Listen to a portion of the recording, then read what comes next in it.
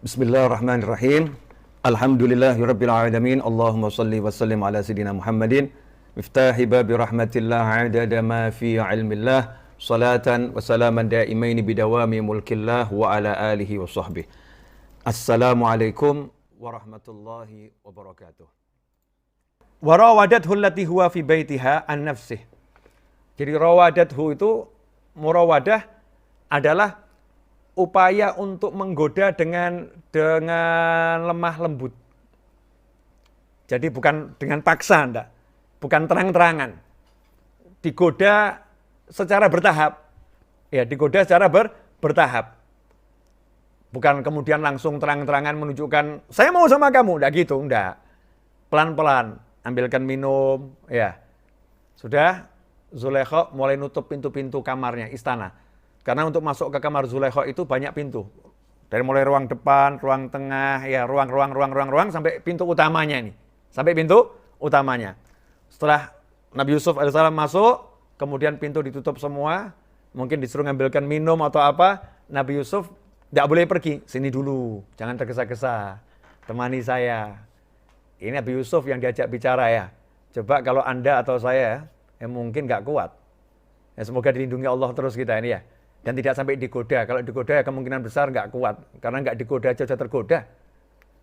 Nggak digoda aja sudah tergoda. Lihat sesuatu di jalan nggak digoda, sudah tergoda kita ini. Maka minta tolong sama Allah Subhanahu wa Ta'ala. Pintu ditutup semua. Terus mulailah Zulaikha menggoda. Tapi godanya pelan-pelan dulu. Duduk sini, Yusuf jangan jauh-jauh. Duduk sini, dekat sini. Tapi masalahnya ini dalam kamar. Berdua. Dan ya pakai baju yang begitu. Ini repot nih, Ramadan kalau diterangkan nanti pikirannya menerawang, setan masuk juga ya. Nah intinya pokoknya Zulaikha menggoda dengan semua kemampuannya. Godanya pelan-pelan gitu. Sampai ghalaqatil abwab. Kenapa pintunya ditutup semua?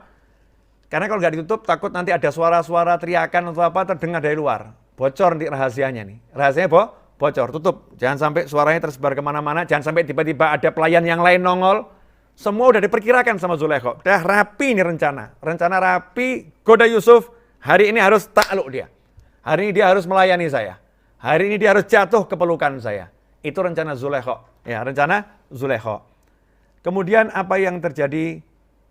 Dan dia menutup pintu-pintu lalu berkata, marilah mendekat kepadaku. Hai Talak, come here.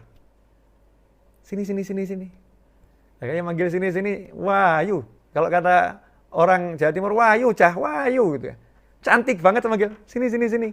Wangi, cantik, wangi, ya, cerdas, ya, smart, ya, cerdas, pintar. Udah semuanya lengkap tuh Zulaikha. Lengkap. Sini. Apa jawaban Nabi Yusuf alaihissalam? Qala ma'adallah. Aku berlindung kepada Allah. Aku berlindung kepada Allah. Saya tidak mau. Tidak, ada setan. Saya tidak mau.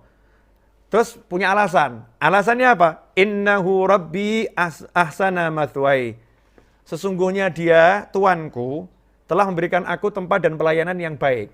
Khilaf ulama dalam menafsirkan ayat ini. Ya, ayat ini khilaf ulama. Ada yang mengatakan Rabbi di situ adalah Allah. Ada yang mengatakan Rabbi di situ adalah suaminya Zulaikha yang membeli. Yang membeli Nabi Yusuf alaihissalam. Ini tuanku yang beli aku sudah baik banget sama aku. Suamimu ini baik banget. Ya. Zulaikha dicoba diingatkan. Suamimu ini baik loh sama saya. Ya, saya udah dikasih tempat yang baik. Jangan kamu mau merusak saya dengan melayani kamu. Ya, jadi saya jadi orang yang nggak baik, jadi orang zalim kalau seperti itu, nggak benar. So air susu dibalas dengan air toba itu namanya, nggak boleh seperti itu. Jangan seperti itu. Alasan Nabi Yusuf untuk menolak Zulaikha. Ya, alasannya dengan kalimat seperti itu menyadarkan Zulaikha, nggak benar loh ini, jangan gitu. Diajak berpikir. Ya, Zulaikha diajak berpikir. Yang kedua mengatakan innahu rabbi. Sesungguhnya dia Allah, Tuhanku yang mengurusi aku. Allah mengurusi aku ya. Dari mulai di sumur saya dikeluarkan, kemudian saya dijual, dibeli, dimasukkan istana. Allah udah ngasih saya tempat yang baik. Kalau kebaikan Allah ini saya balas dengan bermaksiat bersamamu, maka ini ada perbuatan yang zalim. Saya menzalimi diri saya sendiri. Ini enggak baik. Lagi-lagi Nabi Yusuf AS mendakwahi Zulaikha dan dikembalikan semuanya pada dirinya sendiri. Kalau saya seperti itu, saya nggak baik. Ma'adzallah. Walaqad hammat bihi wa hamma biha laula an ra'a burhana rabbih. Kadzalika linasrifa anhu as-su'a wal fahsya innahu min ibadinal mukhlasin. Dan sesungguhnya walaqad hammat bih, dan sesungguhnya Zulaikha perempuan itu telah sangat menginginkan, ya, telah berkehendak, ya, sangat menginginkan Yusuf alaihissalam. Dan Nabi Yusuf pun sekiranya tidak melihat tanda-tanda dari Allah Subhanahu wa taala, Nabi Yusuf juga akan menginginkan. Nah, ini jangan sampai kita salah nerjemahkan. Sesungguhnya Zulaikha menginginkan dan Nabi Yusuf juga menginginkan. Kalau bacanya gitu repot nanti. Oh, ini kedua-duanya saling menginginkan ini ya. Maka muncul cerita-cerita yang nggak benar. Ya, cerita-cerita yang nggak benar. Bukan seperti itu. Zulaikha sangat mendambakan, menginginkan Nabi Yusuf alaihissalam. Nggak kuat nahan nih Zulaikha. Hamad bih. Sangat menginginkan. Kemudian Nabi Yusuf mendapat tanda-tanda dari Allah Subhanahu wa taala, mendapatkan wahyu ilahi, ya, tahu ya kebesaran Allah Subhanahu wa taala, hatinya penuh iman, maka Nabi Yusuf pun tidak menginginkan. Ya, tidak menginginkan. Seandainya nggak ada tanda-tanda dari Allah, Nabi Yusuf adalah pria yang normal. Pria yang normal. Nah, kalau pria normal ya pasti ada wanita cantik, ya pengen, itu normal. Tapi karena Nabi Yusuf AS ini seorang nabi, seorang rasul maksum, dilindungi sama Allah Ta'ala, sehingga tidak menginginkan. Jadi beda ya kalau kita membacanya Nabi Yusuf, Zulaikha menginginkan, dan Nabi Yusuf juga menginginkan. Tapi kemudian Nabi Yusuf dapat tanda-tanda ayat Allah. Ini salah, berarti sempat menginginkan itu. Nabi Yusuf nggak sempat menginginkan. Tanda-tanda kekuasaan Allah, ayat-ayat Allah, wahyu Allah udah melindungi dirinya. Maka langsung mengutakan, aku berlindung pada Allah Subhanahu wa taala. Enggak, saya tidak mau. Mampu menjaga nafsu yang ada dalam diri manusia itu tidak sampai menimbulkan ajakan.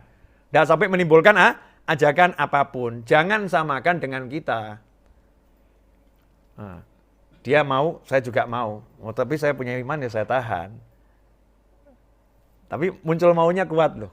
Ya, muncul maunya kuat. Nabi Yusuf AS nggak begitu. Beliau dilindungi oleh Allah Subhanahu wa taala, maksum, tapi ayat ini mengatakan Nabi Yusuf ya, seandainya tidak melihat tanda-tanda kekuasaan Allah, ya pria yang normal. Manfaatnya kita pelajari ini banyak. Apa itu? Kita bisa melihat bahwasannya Zulaikha itu tidak serta-merta menggoda Nabi Yusuf alaihissalam.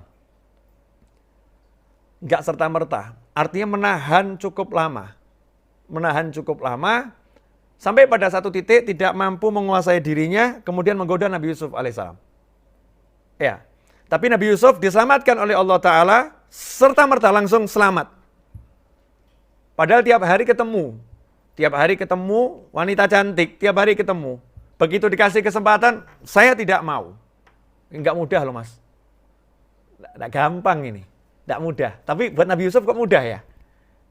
Itu yang akan saya bahas. Kenapa begitu mudah buat Nabi Yusuf alaihissalam? Karena Nabi Yusuf punya ilmu dan punya hikmah, punya kekuasaan. Punya ilmu. Makanya orang kalau punya ilmu, betul-betul ilmunya itu merasuk ke dalam jiwanya, tampil dengan ilmunya, ya hatinya kenal Allah Subhanahu wa taala, akan mudah untuk menolak yang haram. Mudah menolak yang haram karena ilmu. Ikhwani rahimakumullah. Kemudian dikatakan di sini wa kadzalika linasrifa anhus su'a wal fahsya, dan demikianlah kami palingkan darinya keburukan dan kekejian. Keburukan itu kalau dalam tafsir adalah keinginan untuk atau pikiran-pikiran yang buruk.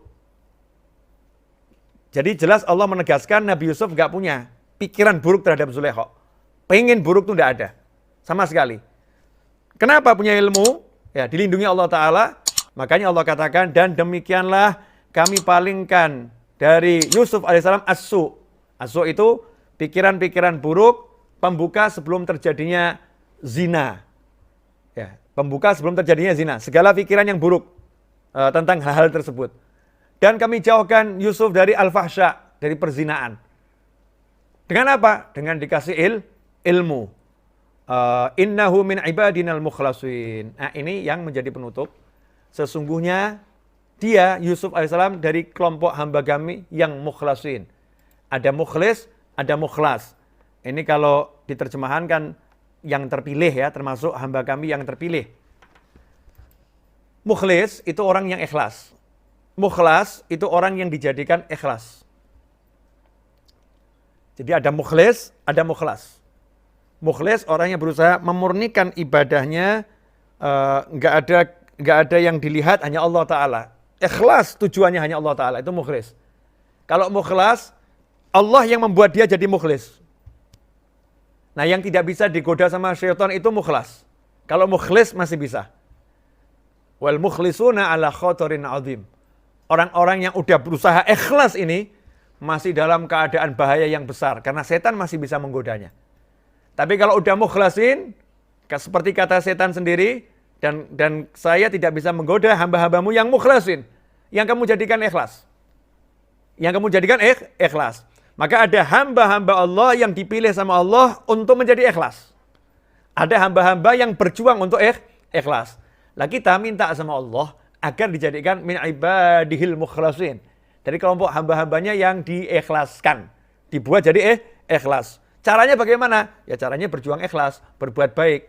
Terus minta sama Allah Ta'ala. Karena itu karunia. Karena itu karunia. Nah, orang-orang yang udah sampai derajat mukhlasin, nggak bisa disentuh sama syaitan. Nah, kalau dipikir-pikir kan, Nabi Yusuf begitu masuk istana kan bisa saja ngumbar ceritanya. Saya dulu punya kakak 10, kakak saya jahat, kakak saya mencelakakan saya, buang saya, sehingga saya dijual jadi budak sampai seperti ini. Enggak. Beliau enggak cerita semua itu. Sampai akhir pun, beliau ketika jadi menteri nanti tidak mengungkap kisah itu. Keep silent, ditutup. Keburukan saudaranya enggak disebut. Selalu yang disebutkan kebaikan dan kebaikan. Kenapa seperti itu? Mukhlasin, orang-orang pilihan. Ya, orang-orang pilihan yang diikhlaskan oleh Allah Subhanahu wa Ta'ala. Makanya kalau kita pengen jadi seperti itu, tinggal belajar menjadikan diri kita sama. Menjadikan diri kita sama. Simple. Dari mulai dibuang ke sumur sampai masuk istana, digoda oleh Zulaikha. Digoda oleh Zulaikha. Pertanyaan saya untuk pemirsa dan diri saya sendiri, saya mau nanya. Kalau kita mengalami yang mirip-mirip, bisa enggak jaga mulut kita? Enggak ngumpat. Bisa enggak jaga mulut kita? Enggak mencaci. Bisa enggak jaga mulut kita? Enggak memaki. Bisa enggak kemudian lebih jauh lagi menjaga hati kita enggak mendendam. Hatinya enggak bahkan mengatakan begini, tunggu saatnya, nanti kalau saya punya duit, itu orang kaya yang satu itu tuh, itu yang udah mecat saya itu, kalau saya punya duit, saya beli perusahaannya, saya jadikan miskin dia. Saya akan bekerja, saya punya duit, dia akan saya miskinkan, dia ngerasain apa yang saya rasakan. Masya Allah, nyimpen di hati nih, dendam nih, dendam. Bisa enggak kita enggak semua itu loh, nyantai saja, dicaci, oke, dihina, oke, ya, dipecat, oke, tinggal cari pekerjaan yang lain, asik toh, mau dipecat, enggak masalah, bekerja aja nanti cari pekerjaan yang lain, enggak sibuk dia mencaci maki yang mecat itu. Karena yakin rezeki dari Allah Subhanahu wa Ta'ala. Mampu tidak kita seperti itu? Mukhlasin. Bukan lagi ikhlas, tapi diikhlaskan oleh Allah Ta'ala. Orang-orang yang mukhlasin itu dengan takdir qadha yang terjadi, bisa menyikapinya dengan indah. Ya, menyikapinya dengan cantik, dengan cakep. Seperti Nabi Yakub alaihissalam, sabrun jamil. Ngambil kesabaran yang indah. Ya, kesabaran yang tanpa keluh kesah. Sabar tapi nggak keluh kesah. Nah, kalau kita kan kadang menggunakan sabar sebagai nama lain dari keluh kesah. Ya, saya udah cukup sabar sama kamu. Saya sabar sama kamu. Kamu itu, saya sabar sama kamu. Ini namanya bukan sabar nih, tapi namanya keluh kesah dengan menggunakan kedok sabar. Ya, menggunakan kedok sabar. Nabi Yakub alaihissalam sedikit pun tidak menyebut lagi tentang anak-anaknya. Enggak diungkit-ungkit. Ya, dan tidak mengungkit lagi cerita yang enggak enak. Nabi Yusuf juga seperti itu. Semuanya bisa mukhlas, menjadi orang yang betul-betul diikhlaskan oleh Allah Subhanahu wa Ta'ala. Inilah kunci untuk tidak disentuh sama iblis dan syaitan. Iblis dan syaitan tidak bisa menggoda orang yang seperti ini, nggak bisa. Ya, nggak bisa goda orang yang seperti ini, akan dilindungi oleh Allah Subhanahu wa taala.